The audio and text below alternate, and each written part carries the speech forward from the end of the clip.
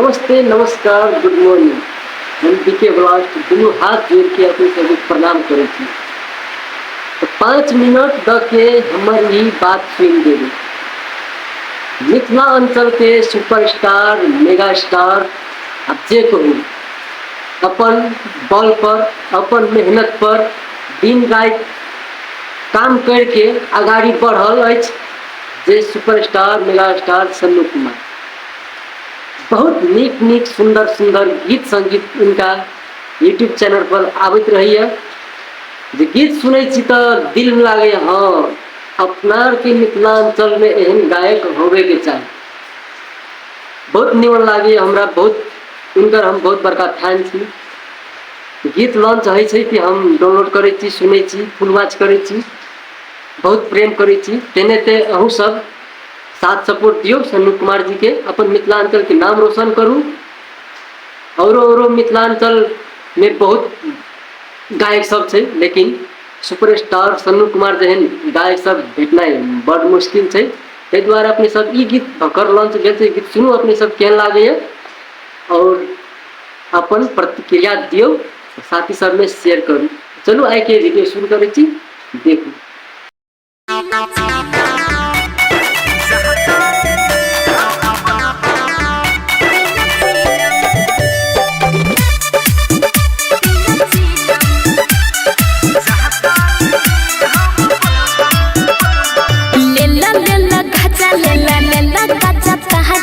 पियला के बाद भेटाई खूब मजा।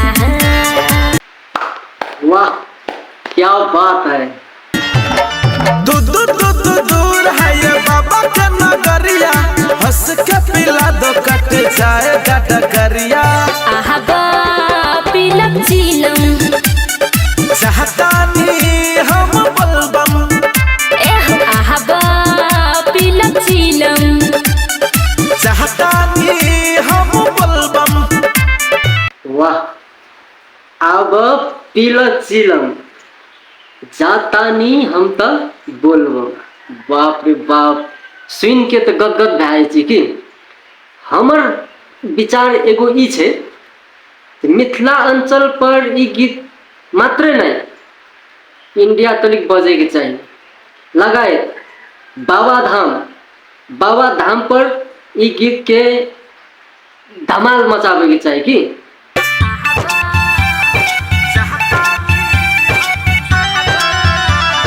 म्यूजिक बाय सुगम राजा।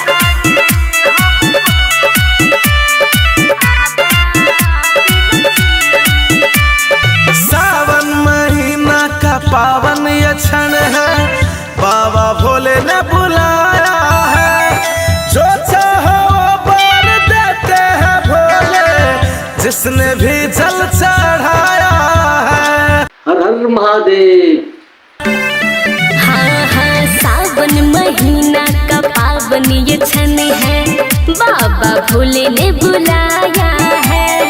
जो चाहा वो वर देते हैं भोले, जिसने भी जल चढ़ाया है।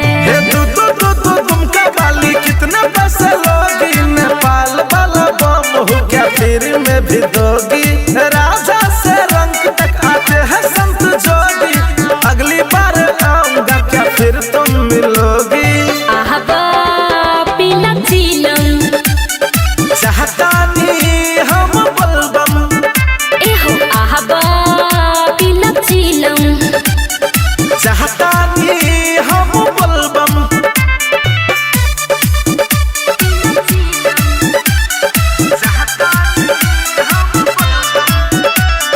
म्यूजिक बाय सुगम राजा।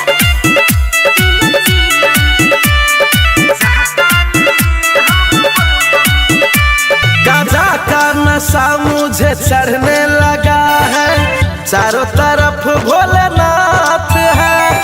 अब ना पिलाना चिलम वाली, कोई न मेरे साथ है।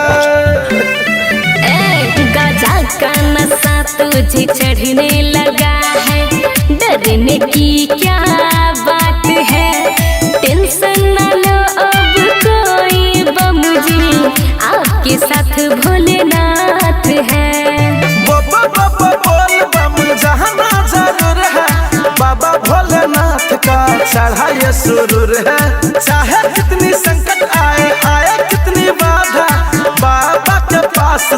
का है इरादा।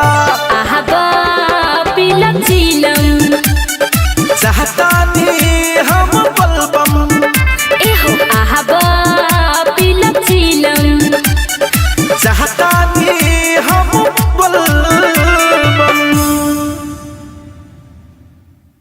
तो बस अपना सबके शुरू से लास्ट तक वीडियो देख लिए। अपना सबके केहन लागल वीडियो? हमरा तो बहुत अच्छा लागल। अहाँ सबके केहन लागल?